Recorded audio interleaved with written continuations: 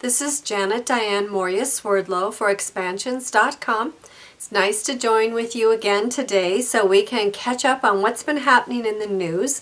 I hope that you are following some of the things that Stewart is able to post on his Facebook page from Russia. There's a lot of interesting news, a few pictures, and other things to kind of keep you entertained until he gets back next week. So with that said, we want to dive right in here. I've got lots of interesting stories, again showing you the trends. That's what we're all about, so that you can determine them for yourself. So I want to start with, of course, NASA's Mars Curiosity rover, which continues to be in the news almost on a daily basis. Now we have a new Mars rock. Apparently there is a football-sized, get this, a pyramid-shaped rock for the first time in 2 weeks, and that it has seen. And it says that this rock is like no other rock seen on Mars because it has more sodium and more potassium. And taking that forward, the scientist Edward Stolper said that the rock is more like rare volcanic rocks seen on Earth in places like Hawaii. These rocks are formed under high pressure, he says, deep underground and once contained water. So again, they're moving forward with the Mars story, and watch out for more of that. Moving from rocks, let's get to a bigger rock, an asteroid that they say, the size of a house, which passed close to Earth on October 12th, and guess what? It missed us. And remember, we've been telling you this past year that you're going to be seeing increasingly more things happening in the sky. They are working toward directing your attention out there so that as things change regarding space and aliens and all those other interesting things that keep all of you kind of glued to your seats, they want you to be looking to the skies, the general masses, of course, and to be programmed that things are out there.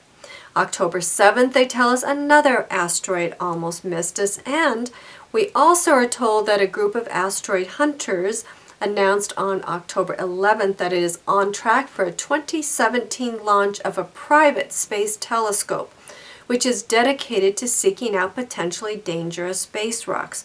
What they're going to do about a space rock that's dangerous if they find one, they haven't told us that yet, but be prepared for that one too. It says that this new space telescope is designed to search for asteroids from an observation spot near the orbit of Venus. Okay, then we have comets. So we've gone from rocks to asteroids to comets. There is a comet that supposedly is going to be flaring out of a distant Oort cloud. It's the newly discovered comet C/2012 S1 or ISON.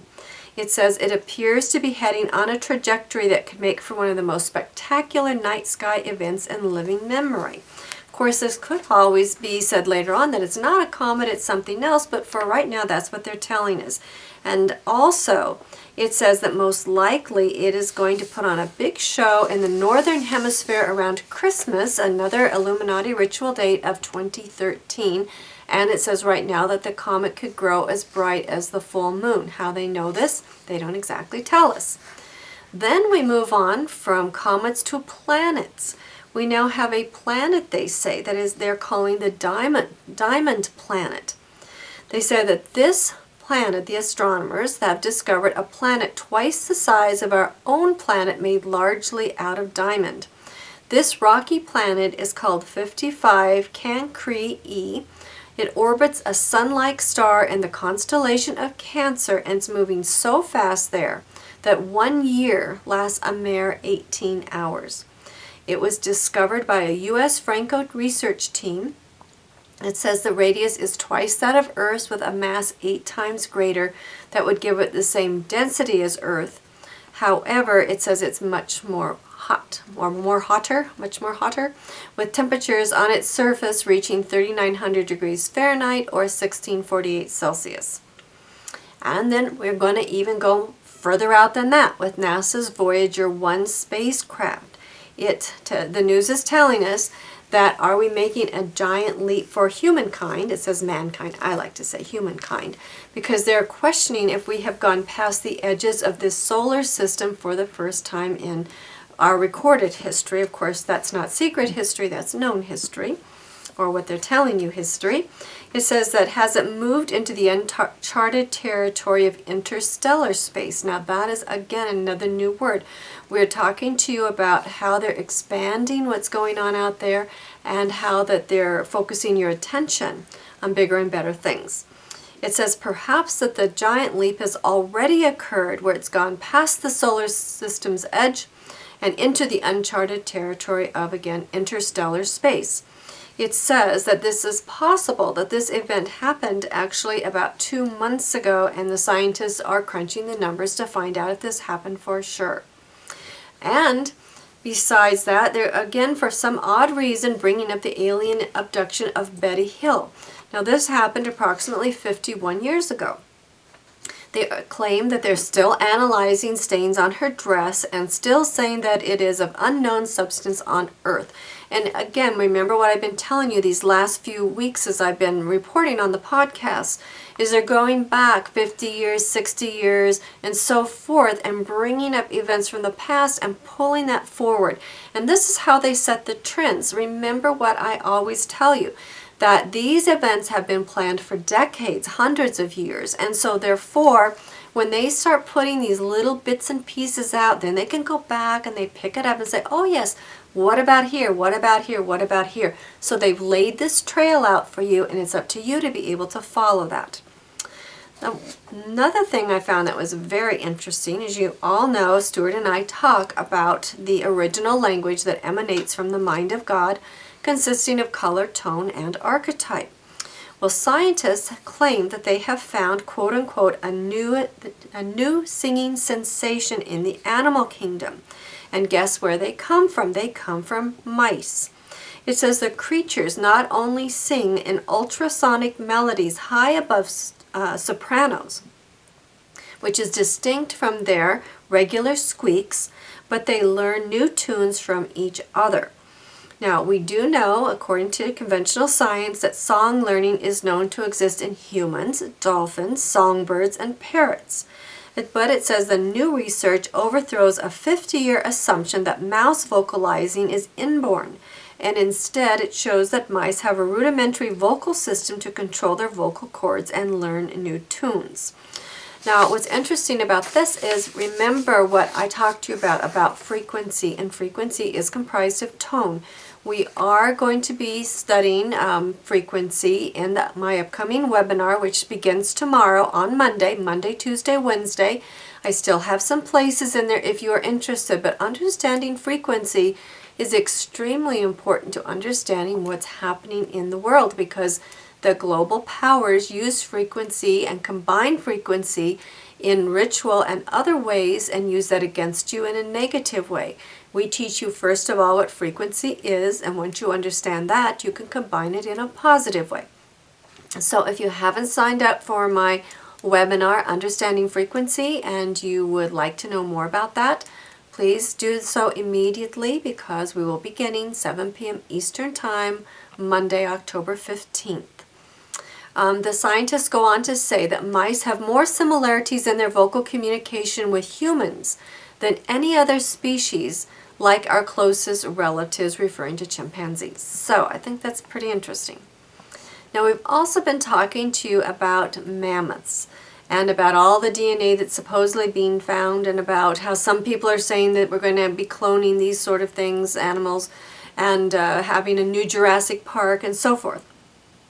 Now, we have a new study out that shows the natural degradation of DNA suggests that our dinosaur cloning fantasies will never become a reality, because the so-called half-life of DNA, which means the span of time it takes for half of the molecular bonds in the genetic material to break, is just 521 years. This means that, according to this research, that even under ideal conditions, DNA would not be readable after 1.5 million years, and the youngest dinosaur fossils ever found are about 65 million years old. So again, they're taking us back and forth, back and forth, back and forth. So continue to watch this story, because some people say it's happened, these people are saying it will never happen.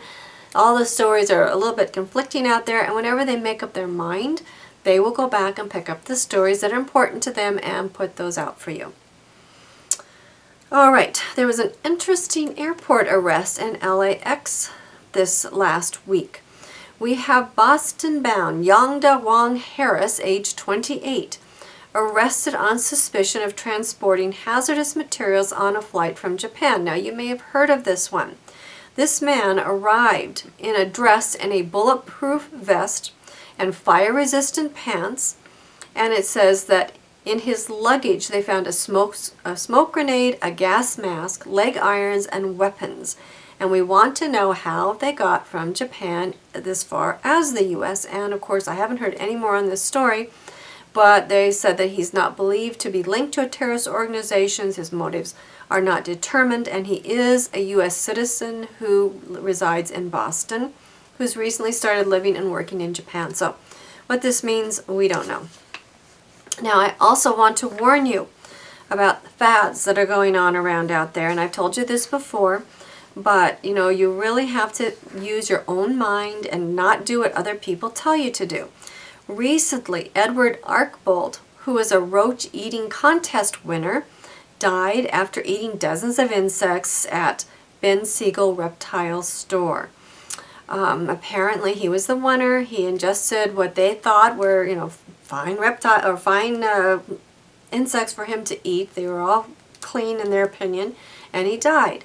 This also reminds me, not too long ago, there was a radio contest where they had people drink water to see how long they could go without urinating.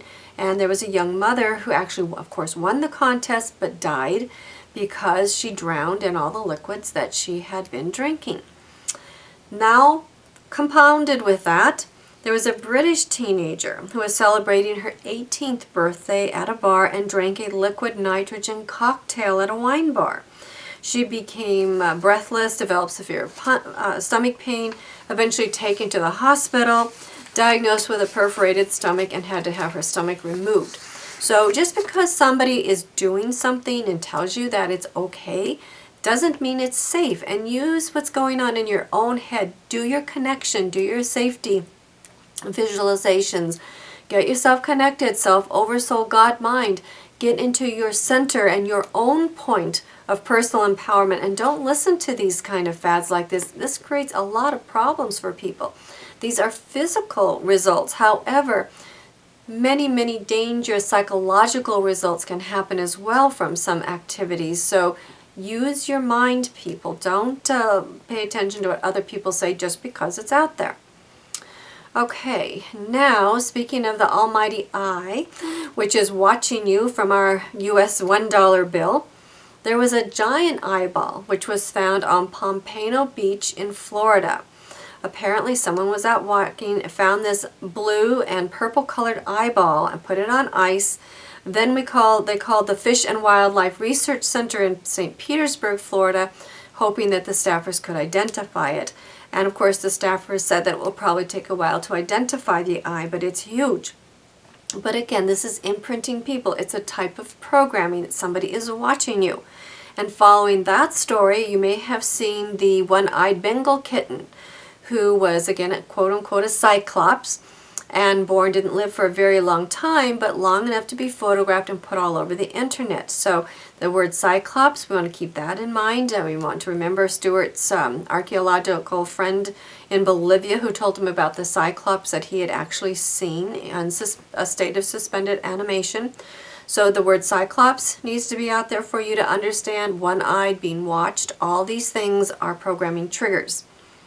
And speaking of the programming triggers, I mentioned to you in the last podcast how that we're going to be hearing more about testicles. And again, we have a man, Corey Weddington III, who allegedly grabs and twists police officers' testicles in Dallas, Texas. Again, this probably happens a lot over the course of a day, a week, a month, because there are a lot of people fighting with each other. Why does this have to make headline news? Because they're putting out the word testicles for you. They want you to get used to that word because they have plans. Like I mentioned to you in the last podcast, be sure and watch that and keep your eyes open. And also use your protection techniques, guys. Okay, then we have a lot of information which is taking you further out beyond the physical body. and into the astral realm.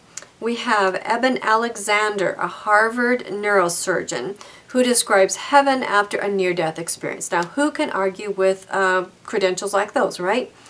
Apparently, he had a near-death experience, even though he had always said he didn't believe in life after death, which led to him writing a specific book, which, of course, I did not write that down, and I thought I did. So, Eben Alexander, if you're interested in the book, you can look that up.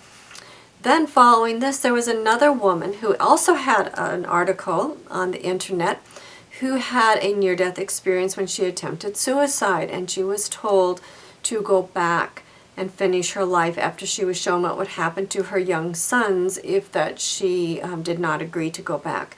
So they're again telling you things, and they're not on the National Enquirer, but basically on the Standard News, that there is something beyond this particular life experience. They want that in your mind. And of course, zombies are always in the news, and I'm going to also say basically what's the other one they're doing besides the zombie? Cannibalism. That a retired teacher in China allegedly attacked a younger man in a squabble over a subway seat. They said that both men this retired teacher began biting this particular man. They were both covered in blood. But however, neither man is facing charges. They apologized for their actions. And then interesting, they ended this article that said the residents of this town in China may want to consider seeing if they can get in on, quote, the zombie apocalypse training offered by the U.S. Centers for Disease Control and Prevention just to be safe, unquote. So they have to throw in the zombie thing. Of course, it's got the cannibal theme of, biting and eating each other. And then in Portland, Maine, it said that somehow or another a road sign was hacked to read warning zombies ahead. And of course, they're telling you that the people in charge don't find it's funny, but in the meantime, they're getting their point out, and the sign is splashed all over the internet for people to see. Now, speaking of suicide, there was a student in North Dakota that was rushed to a hospital after he attempted suicide in a classroom. They said that he walked in front of the classroom, explained everything to everybody, and shot himself in front of his classmates. And at the time that I read this, it said the boy's condition has not been released. I haven't heard anything, but again, it has to do with being programmed. And basically, this student was telling the others, from what I gathered, was because he didn't want to hurt anybody else, he was hurting himself. So again, this is programming that's activated, so I do hope you're all doing your basic deprogramming work. Also, I have the holiday blog, which I have on. It's my free gift to you. We usually do the blogging on the member side, which of course I always have one going on there as well. But this is to give you an opportunity to see what we do, and plus you need a little extra help this holiday period, and so read my holiday blog, because there's going to be a lot of good stuff in there, and you don't want to be triggered through this holiday season. You want to, again, stay centered and self-empowered. Marijuana users. Marijuana, of course, it's not going to go away. I've told you that before too. This was an interesting study at Aberdeen University that says that scientists have found a switch in the brain which may explain why smoking cannabis causes psychosis and addiction in more than 1 in 10 users.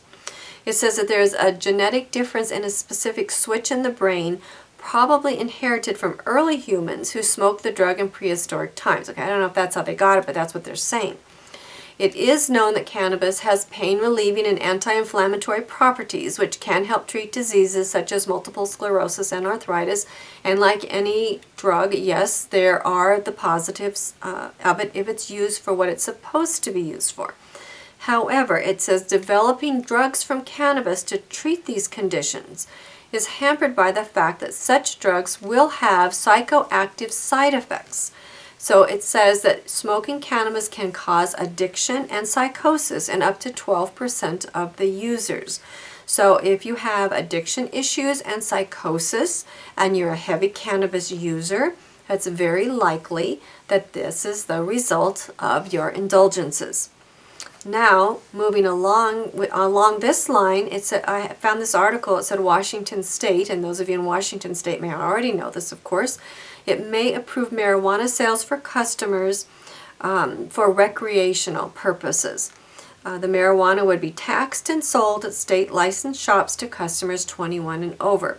Apparently, there is an initiative on the ballot, Initiative 502, which is going to be voted on November 6th. And if so, it would decriminalize small amounts of marijuana and hopefully will create a host of other issues if it is passed. And sooner or later it will be passed in this state or another. But a lot of times I've noticed they choose Washington State and Oregon out west. It's kind of far removed from a lot of our major population centers, relatively speaking, and they choose these states to start some introduce new ideas here into the U.S., such as not too long ago about the right to die. So lots of things. So keep your eye on this particular one. It's November 6th, and I'll be watching that as well. Again, on with programming. This was an interesting story I found about, it was a man whose daughter is now 6 and began having imaginary playmates at a very early age. And from there, the imaginary playmates turned into what he felt was perhaps a demon possession, like a demon possession, I should say. And he wound up putting his daughter on a variety of medical drugs in order to keep her schizophrenia under control. Now this again is schizophrenia, sometimes is really programming. And again, this is what I've been telling people, and we have a lot of people in our clientele who have similar types of experiences growing up and still have these type of experiences. And if you do your deprogramming work, you do your mental work, you do not have to be on medical drugs which dull the brain, and you can also you can take control of your life. Now, we never discourage you from taking anything that is prescribed for you by the medical profession. We are not doctors. We simply have some experience that we like to pass on to you so you can make your own decisions about your own health care. One of my clients sent me a very interesting story about Casey Anthony, who many of you will remember that she was accused of murdering her daughter Kaylee, and then she was acquitted. Well, now she's being sued by a woman who says that Casey Anthony caused her emotional and mental distress and even threatened to kill her. The woman's name is Naomi Riches, and she says that between 2009 and 2011, that Casey Anthony called her at home, threatened her life, told her that people were watching her, and had poisoned her drinking water. Now, I'm going to quote this because it may sound bizarre, but it sounds, again, like more programming. So it's up to you to decide, true or not true. But this woman alleges, and this is quote, that Casey Anthony is an Illuminati actress who has used the summers of 2009 to 2011 to mock and harass my current circumstances. Casey Anthony and Nancy Grace are working in cahoots with one another to fill the media with propaganda so that American citizens believe there is justice in this country. Casey Anthony called my house August 2011 and told me that my life was being exploited, that I was a hated nation wife. She told me she would come to my house in Fort Collins, Colorado, and kill me just as they did Peggy Hetrick in 1987. She let me know that my left eye would be stabbed out as part of the Illuminati symbolism. She told me that the government was going to find a way to tap into my water pipes and poison my water supply. I was terrified to shower and drink water for months.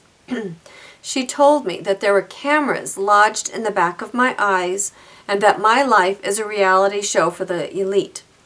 Because of Casey Anthony, I suffer from severe psychological damages. For months, I couldn't use the bathroom without thinking there was some sick, wealthy pervert watching me through cameras that Casey Anthony claimed were lodged in the back of my eyes. That's unquote. The article goes on to say that Judge David Baker dismissed the case as well as a temporary restraining order on the grounds that the allegations against Casey Anthony are fantastic and do not meet the plausibility standard. However, it says this isn't the first time that Anthony has been sued.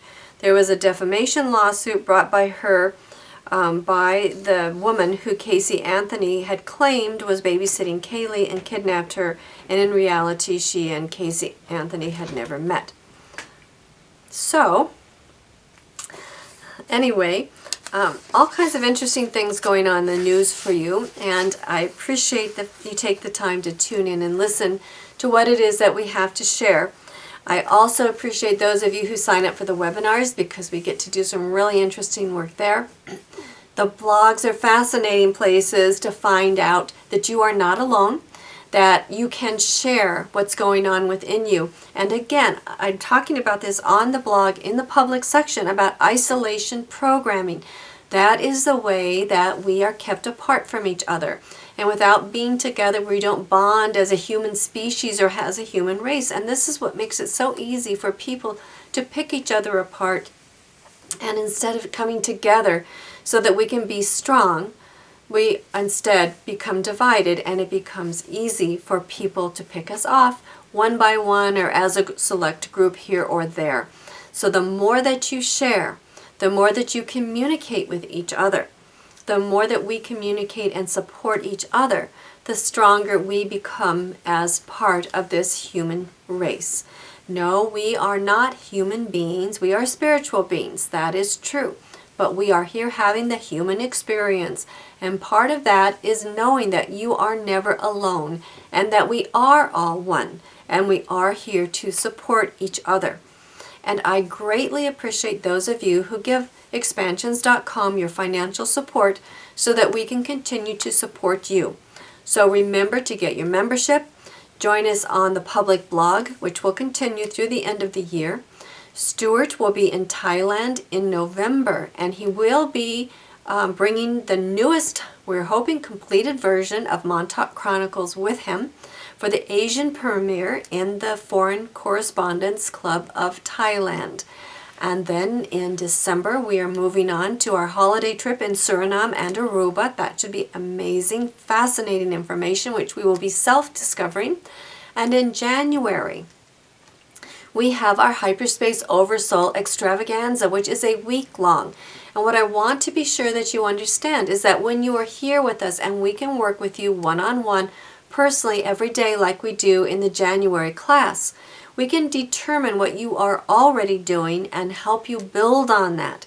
It is about self-empowerment, not turning you into another Janet or another Stewart, but taking a look at what you're already doing, what you're doing well, and what you can do to strengthen that, as well as finding out some of the weak places that you have, so you can look at that and strengthen that as well. You know, many people are afraid of the parts of themselves that contain their fear, or what some people will say, quote unquote, is the dark side or the shadow side, whatever you want to call it. Always remember that God mind contains everything, the positive and the negative. And in order to understand the totality of your own soul personality, and even to begin to understand the totality of the God mind itself, which contains all things, you must understand the positive and the negative. Embrace it and bring it together, because negative does not mean bad. It just means negative. It's another piece of the puzzle. So what we want you to do is to understand everything that exists within the God mind so that you can understand everything that exists within you, and vice versa. I want to thank you for joining me. And with that said, I look forward to you joining me wherever and however that might be. We appreciate each and every one of you who takes the time to not only watch our news, but to pass it around the internet and to share it. Because there's so many people out there who are so ready to learn. And this is something that you can do to add to the positive upliftment of the human society. Until next time, bye-bye.